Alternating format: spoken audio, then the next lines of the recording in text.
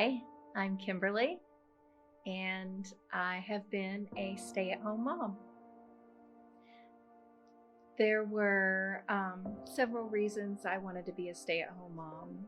One was my mom stayed home with us until I got to be in junior high school. But for me, I married a Marine Corps officer, and he was gone a lot, months at a time. I wanted to be the one to be there for my children. I wanted to be the stability in their lives. I wanted to encourage them.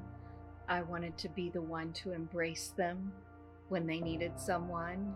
And I wanted to pour the love of God into their lives. It was important to me.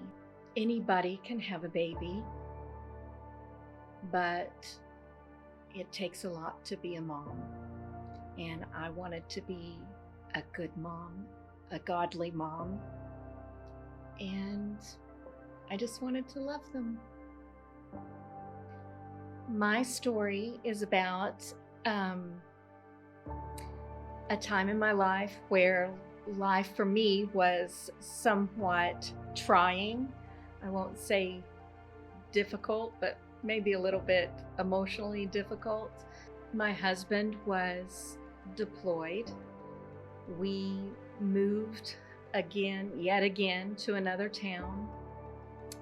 I had no family, no friends, no support system. I had two small children that demanded a lot because they're children. It was a time in my life that was just, I was alone. I was tired and I was alone. And it was a 24-hour, 7-day-a-week job, and I didn't have any breaks or anybody to lean on. I was everything to them. I was their chauffeur. I was their doctor. I was their channel changer on the TV. I was their cook. I was their bedtime watcher, their story reader. I was their disciplinarian, their teacher. I was their everything. And while it brought me great joy to do those things, I was tired. And a lot of times,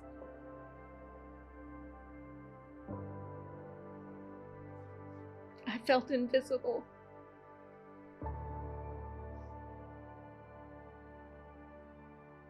I felt like no one saw not only what I was doing, but how much effort,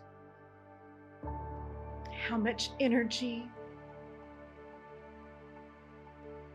how much it took to be a good mom. What in my mind I thought would help me feel seen and not invisible would be my husband encouraging me, but he wasn't there. He was gone a lot because of his job. This was before iPhones and FaceTime. We couldn't even talk or see each other. So many times he didn't even know what I was going through. And that was okay.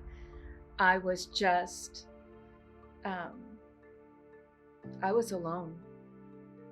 I was alone. I grew up in a house where we had to clean weekly. My mom was a clean, very clean person. We had to dust everything, and she had a lot of figurines and things in the house, and I told myself I would never buy tchotchkes, what I call tchotchkes, because they're dust collectors. At this time in my life, I found myself buying birds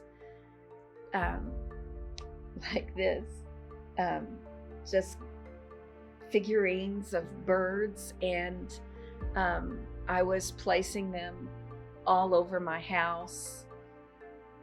I even remember having the conscious thought of, Kim, why do you want to buy this bird?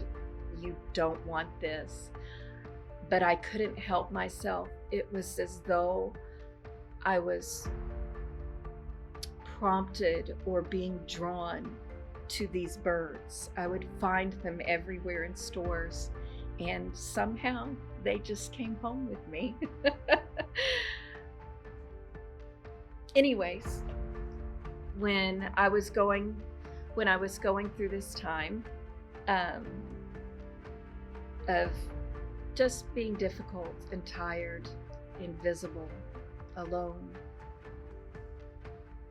I was buying these birds, and I received an email from someone.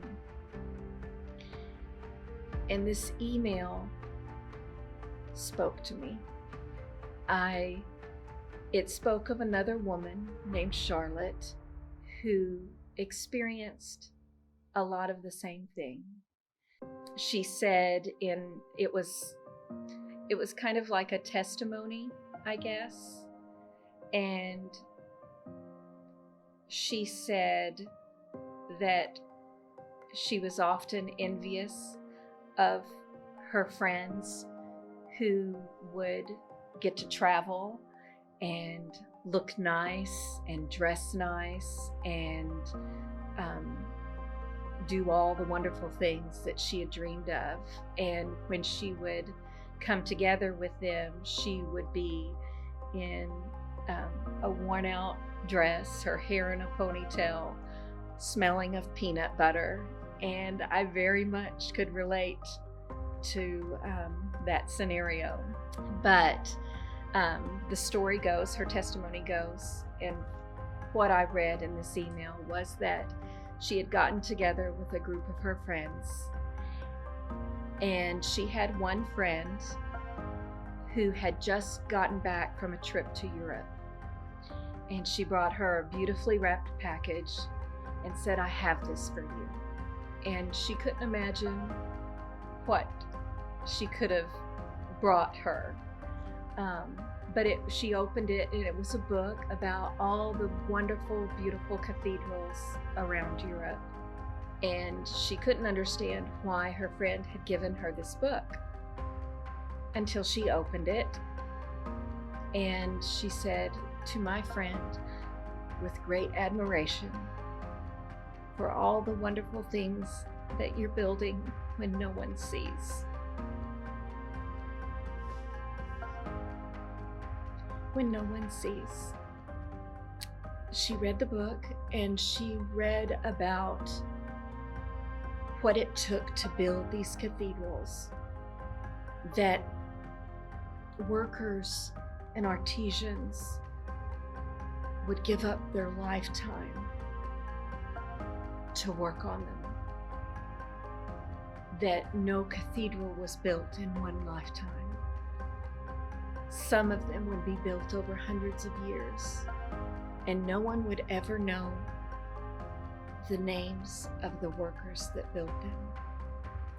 And there was a particular story in the book about a workman who was carving a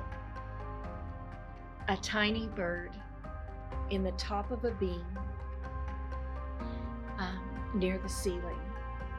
And a man came in and said, why are you carving that bird? The roof is going to cover it up. No one will ever see it.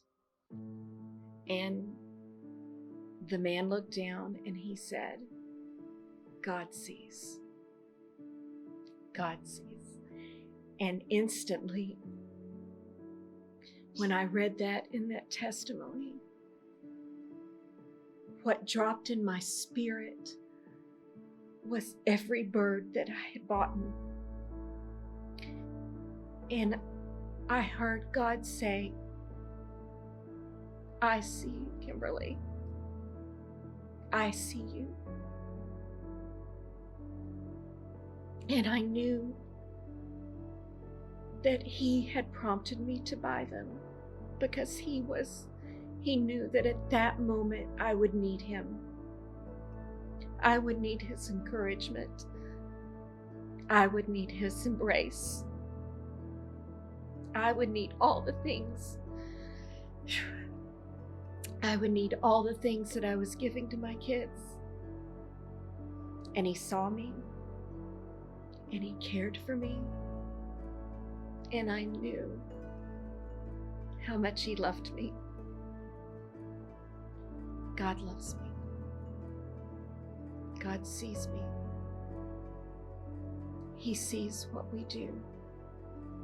He sees what we go through. And He's right there with us. He was right there the whole time. I wasn't alone. He was with